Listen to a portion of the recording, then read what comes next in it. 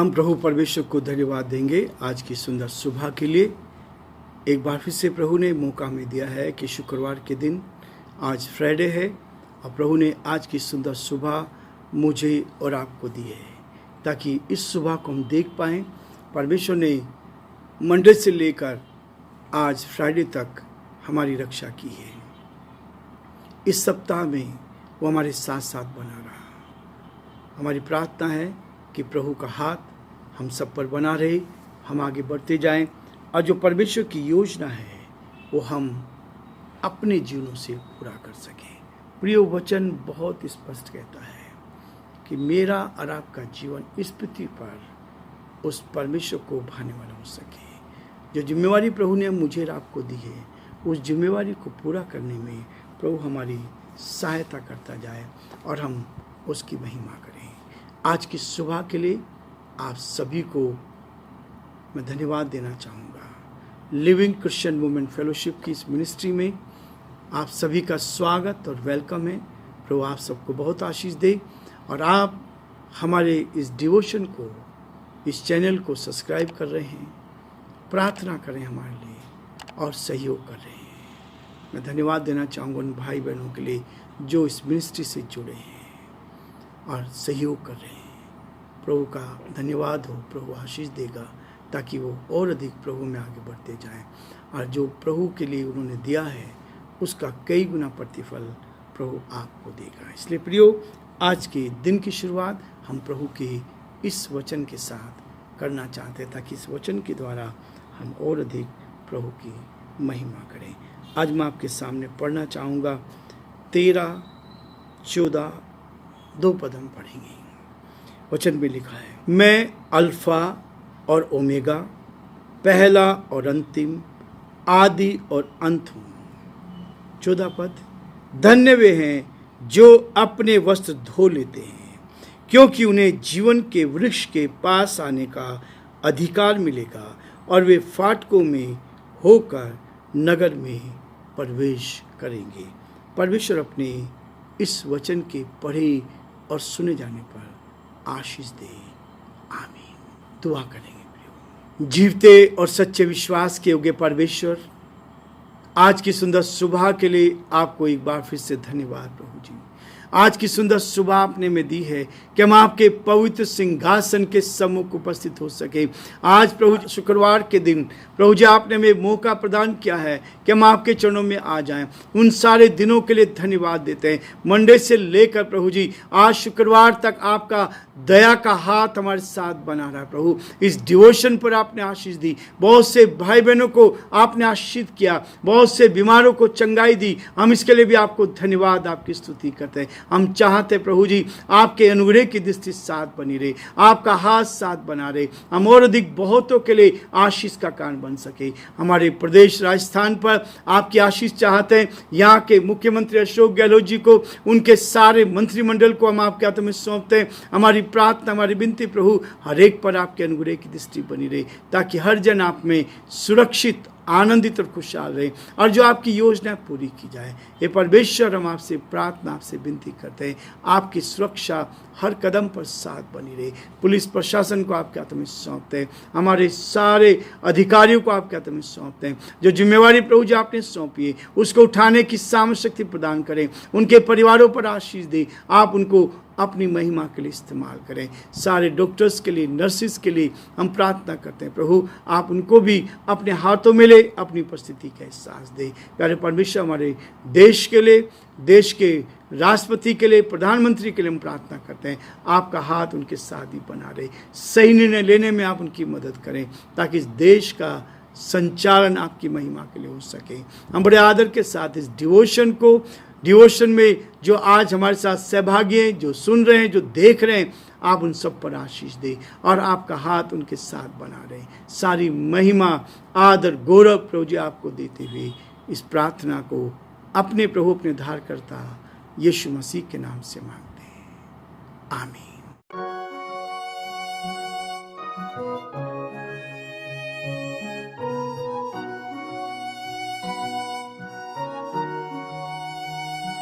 कलवरी के पास खड़ा हो,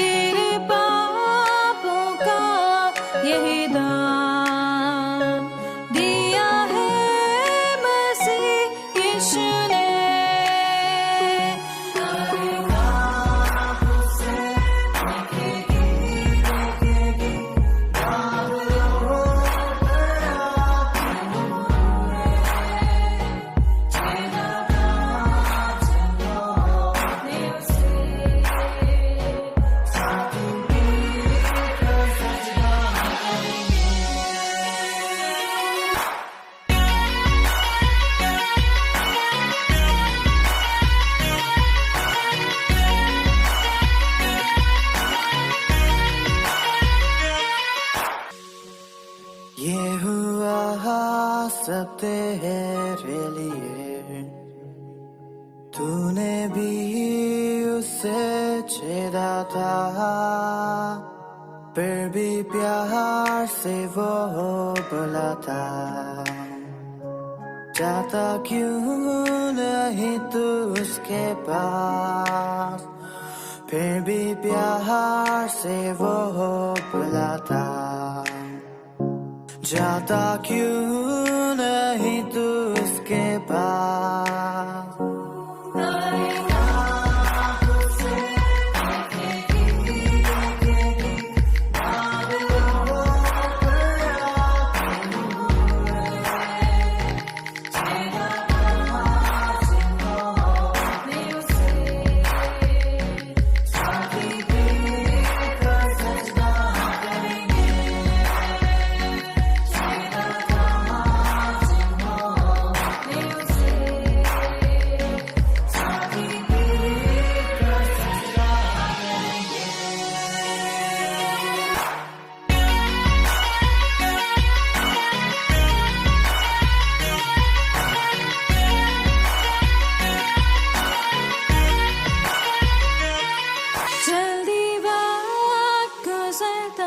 जाता है, रात अंधेरी आती है, तौबा कर दरवाजा होगा बंद, कुछ ना होगा वे पछताने से।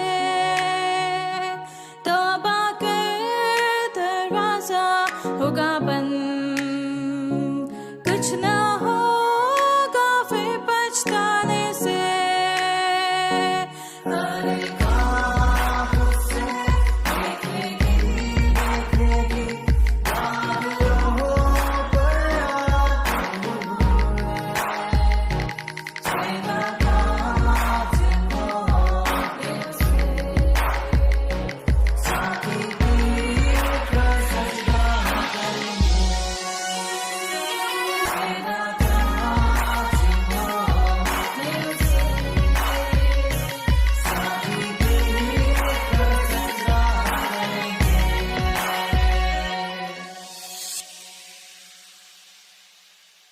प्रियो, हम देख रहे हैं यीशु मसीह कहता है मैं शीघ्र आने वाला हूं, मैं शीघ्र आने वाला हूं। हर एक आंख उसे देखेगी, हर एक आंख उसको देखेगी। शीघ्र आने वाला हूं, प्रतिफल मेरे पास है, हर एक के लिए प्रतिफल है। आज हम देखेंगे 13 पद कहता है मैं अल्फा और ओमेगा, पहला और अंतिम, आदि और अंत हूं। मैं अल्फा और ओमेगा, आदि और अंत हूँ। प्रथम मैं ही हूँ, सब कुछ मैं हूँ। सृष्टि जब बनी तब भी मैं था, आज सृष्टि में यहाँ तक पहुँचे तब भी मैं हूँ और आगे भी मैं रहूँगा। उसने इस बात को कहा आदि और अंत में हूँ। ये पिता परमेश्वर प्रभु यीशु मसीह का परिचय है। वही आदि है और वही अंत है। शुरुआत अदन की वाटिका से हुई। परमेश्वर ने, उस परमात्मा ने 6 दिन में इस सारी सृष्टि को बनाया। उस समय प्रभु यीशु मसीह परमेश्वर पिता के साथ थे।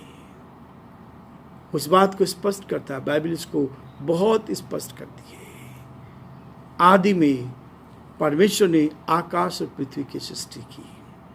यूहन्ना उसके पहले अध्याय में लिखा है आदि में वचन था और वचन परमेश्वर के साथ था और वचन देहधारी हुआ और वो हमारे बीच में डेरा किया। वचन का मतलब है यीशु मसीह। ये वचन जो है यीशु मसीह को दर्शा रहा है। ये वचन यीशु मसीह के वचन है और इसी बात को बहुत स्पष्ट करता है। वो कहता है मैं अल्फा हूँ और ओमेगा हूँ, प्रथम और अंतिम हूँ, आदि और अंत में ही हूँ। सब कुछ मेरे द्वारा उत्पन्न हुआ है। और इसी बात को वो यहाँ स्पष्ट कह रहा है। इसी बात को बहुत ही खुले रूप में कह रहा है। कहता धन्य वे हैं जो अपने वस्त्र धो लेते हैं। क्या है ये? वस्त्र धोने का मतलब है आशीषित वो हैं, आनंदित वो हैं जिनके जीवन में आशीष वो पाते हैं। आनंदित वे लोग होंगे जिन्होंने प्रभु यीशु मसीह को स्वीकार किया है। धन्य वो हैं जिन्होंने अपने दिल के वस्त्रों को धो लिया है, अपनी आत्मा को धो लिया है, अपने हृदय को धो लिया है, अपने हृदय को साफ कर लिया है, इसमें से गुनाहों को निकाल दिया। जो कुछ हृदय में आता है वो हम बाहर निकालते हैं। और हमारे हृदय में परमेश्वर का वचन यदि है, यदि हृदय में परमात्मा निवास करता है, यदि हृदय में परमात्मा की आत्मा है, यदि मेरे गुनाह माफ हुए हैं, मेरे पाप क्षमा हुए हैं, तो वो कहता है वे धन्य हैं, धन्य वे हैं जो अपने वस्त्र धो लेते हैं। संसार में भी कोई भी वस्त्र गंदा हो जाता है तो जब तक उसको धोते नहीं हैं उसमें मैल रहता है, गंदगी रहती है, धोने के बाद सारी गंदगी निकल जाती है। उसी तरह से प्रियो, ये हृदय भी है, ये आत्मा जो हमारे अंदर रहती है, इसको धोने का काम हमारा है। हम इसको धोए, शुद्ध करें, उन बुराइयों को, उन झूठ को, उन गलत चीज़ों को अपने जीवन से अलग करें। यही तो कहती है बाइबल।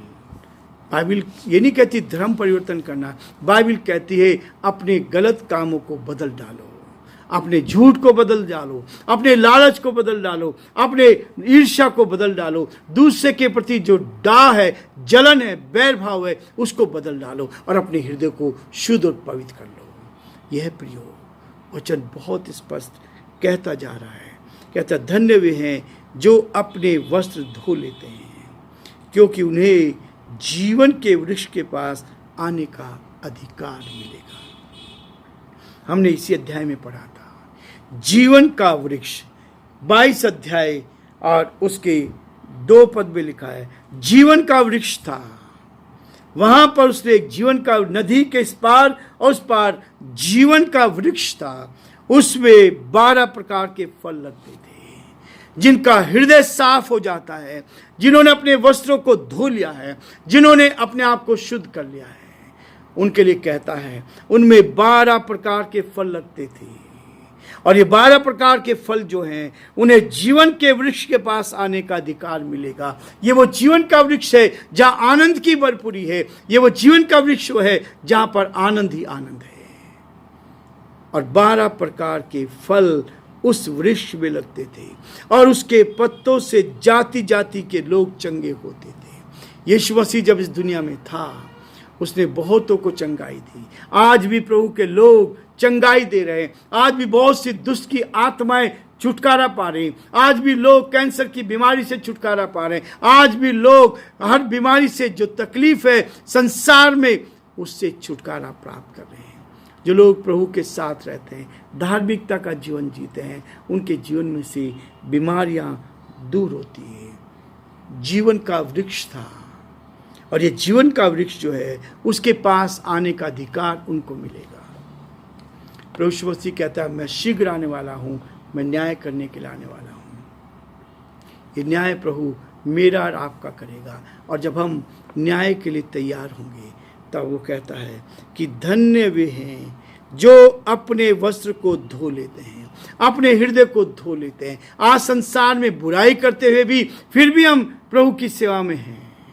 हम कहते हैं कि हम बहुत धर्मी हैं, हम बड़े धर्म के काम करते हैं, हम लोगों की सेवा करते हैं, अपने धन के द्वारा, अपने जीवन के द्वारा हम बहुत सेवा करते हैं। लेकिन परमेश्वर ईश्वर हमें कब पसंद करता है?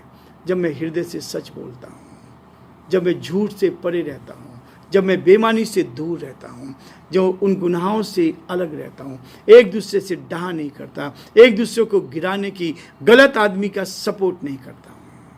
बहुत सारे लोग गलत आदमी का सपोर्ट करके अपने आत्मिक जीवन को भी खराब कर देते हैं।